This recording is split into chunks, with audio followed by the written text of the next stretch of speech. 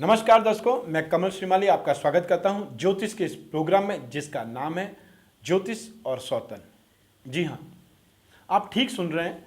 सौतन शब्द बड़ा ही कष्टदायक शब्द है और कोई भी स्त्री, चाहे वो एक साधारण परिवार में गांव में रहने वाली स्त्री हो या मेट्रोपॉलिटन सिटी में रहने वाली समृद्धिशाली कोई भी औरत हो, अपने जीवन में अपने पति के सुख का बंटवारा वो किसी के साथ भी नहीं कर सकती। सौतन शब्द किसी को भी पसंद नहीं है। कम से कम सुख सुविधाओं में रहना उनको पसंद है, गरीबी में रहना उनको पसंद है, लेकिन सौतन शब्द के साथ में जीना उनको पसंद नहीं है।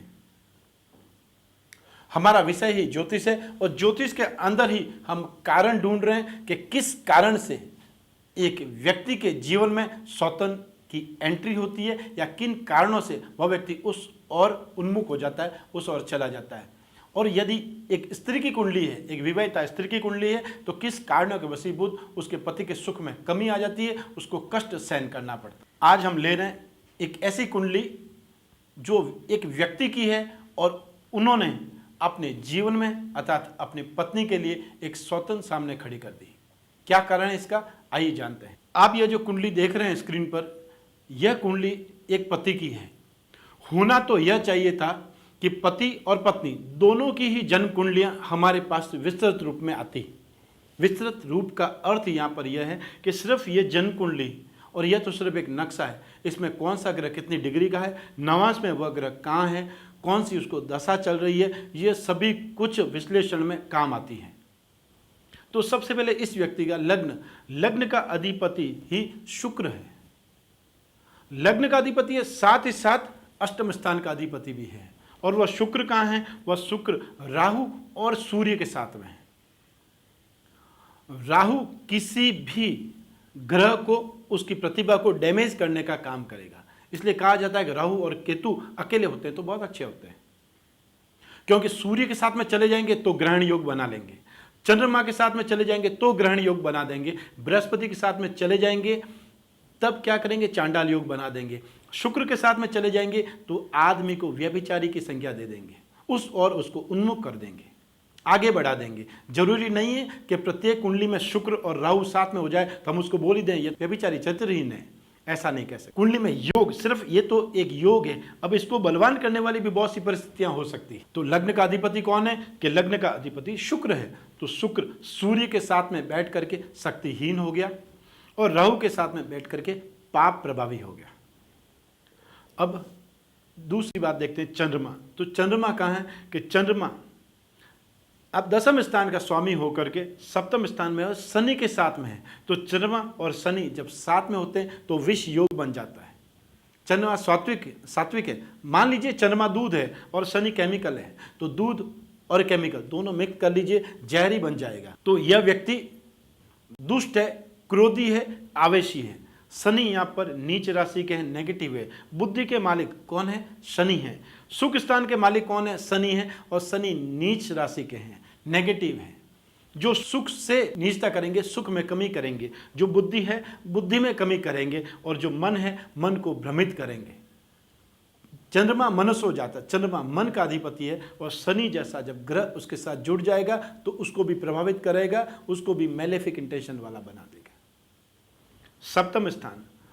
सप्तम स्थान का अधिपति कौन है, सप्तम स्थान का अधिपति मंगल है। मंगल कहां पर है, मंगल अपने से द्वादश स्थान में है। द्वादश स्थान नाश का रहता है। ग्रस्त सुख, और ग्रस्त सुख का अधिपति कौन, मंगल ने यहां ग्रस्त सुख का नाश किया। वह आदमी अपनी गृहस्थी छोड़ करके दूसरी तरफ सुख ढूंढने निकल गया। और मंगल भी आप देख लीजिए, मंगल कहां है, रोग स्थान में है, लेकिन सूर्य राहु और शनि के मध्य है। पाप कर्तरी योग, एक कैंची हर चीज को काट देगी।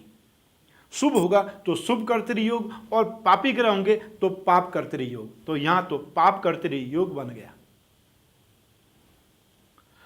इनका जन्म ही शनि की साढ़े साथी में हुआ। देख लीजिए, चंद्रमा और शनि साथ में, शनि की साढ़े साथी का द्वितीय भाग।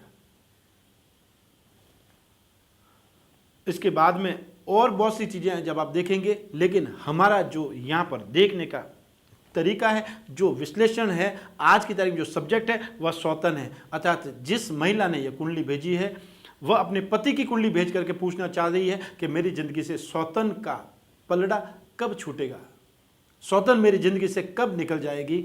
तब इस कुंडली के अंदर मैं उनको यही बोल सकता हूँ कि जो 1 या 2 उपाय बहुत ही साधारण से हैं वो आप करके देखिए, तब उस और आपको शांति महसूस होगी। उपाय ग्रहों के किए जाते हैं। कौन सा ग्रह प्रभावी है, कौन सा ग्रह आपको दूषित कर रहा है, कौन सा ग्रह आपकी ज़िंदगी में प्रतिकूलता ला रहा है, उन्हीं की शांति कीजिए। तो सबसे पहले वो रुद्राष्टध्यायी, यजुर्वेद के अंदर एक शिव का मंत्र है, रुद्राष्टध्यायी रुद्र के मंत्र, उन्हीं में से एक मंत्र है जिसको आम भाषा में आप महामृत्युंजय मंत्र कहते हैं, लेकिन वो मंत्र अधूरा है। उसका पूरा मंत्र क्या है?